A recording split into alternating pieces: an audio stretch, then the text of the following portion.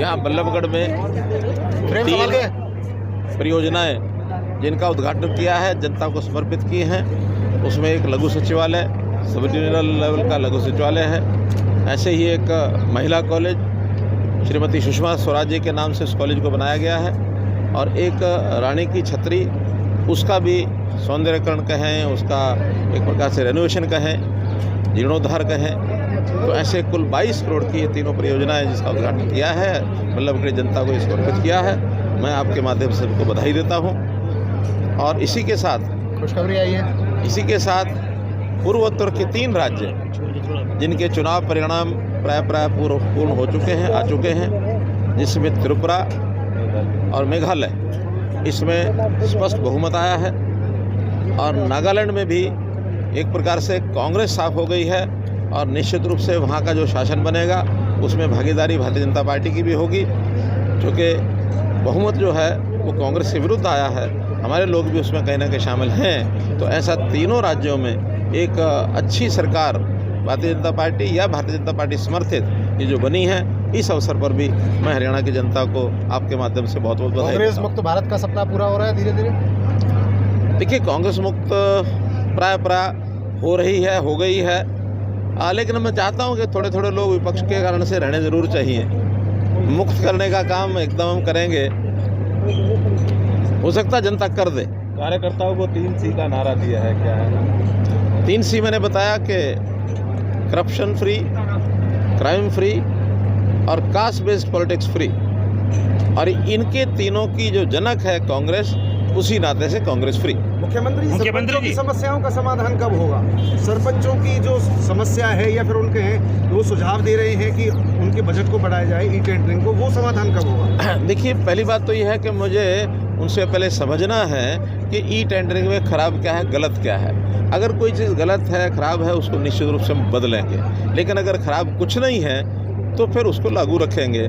मुझे जो अंतर समझ में आता वो यही है, अभी तक तो चलता था सरपंचों का राज, अब चलेगा पंचायतों का राज। मुख्यमंत्री जी, आपने अपने संबोधन में मुख्यमंत्री जी आपने अपने संबोधन में लोकसभा चुनाव पहले, उसके बाद विधानसभा चुनाव के बाद, तो क्या पूरी तरह माना जाए कि हरियाणा के चुनाव लोकसभा चुनाव के साथ नहीं होंगे? देखिए, मैंने नहीं कहा है कि कुछ साथ होंगे। जो एक टाइम पीरियड है, वो टाइम पीरियड के हिसाब से जो क्रम है वो यही है, क्योंकि नगर निगम की तो पूरा ही हो चुका है समय। और अभी सबसे पहले लोकसभा का मई 2024 को समय पूरा होगा, और ऐसे ही विधानसभा का अक्टूबर 2024 में समय पूरा होगा। तो पूरा समय होने के बाद चुनाव अपेक्षित होते हैं। इसके बाद भी यदि कोई निर्णय यानी चुनाव आयोग करता है तो हमको मान्य है, क्योंकि ये बात ठीक है कि प्रधानमंत्री जी ने ज़रूर एक इच्छा व्यक्त की हुई है कि देश में एक साथ चुनाव होने चाहिए।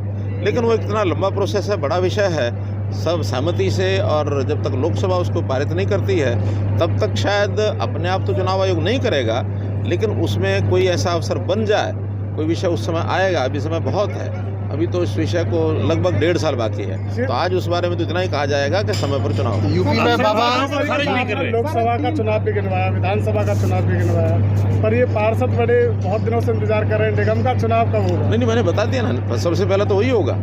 सबसे पहले निगम का ही चुनाव होगा, और उसकी जो भी कोई औपचारिकताएं बाकी होंगी, जो हमारा राज्य का चुनाव आयोग है, उसमें वार्डबंदी है, उसमें वोटर लिस्ट है, उस वोटर लिस्ट के वार्डों के हिसाब से डिस्ट्रीब्यूट करना है, और फिर उसके बाद चुनाव बहुत जल्दी होंगे। 1 साल से अधिक समय हो चुका है, 1 साल से अधिक समय हो चुका है नगर के चुनाव। मैंने बताया ना, उसमें कुछ कठिनाइयाँ थी।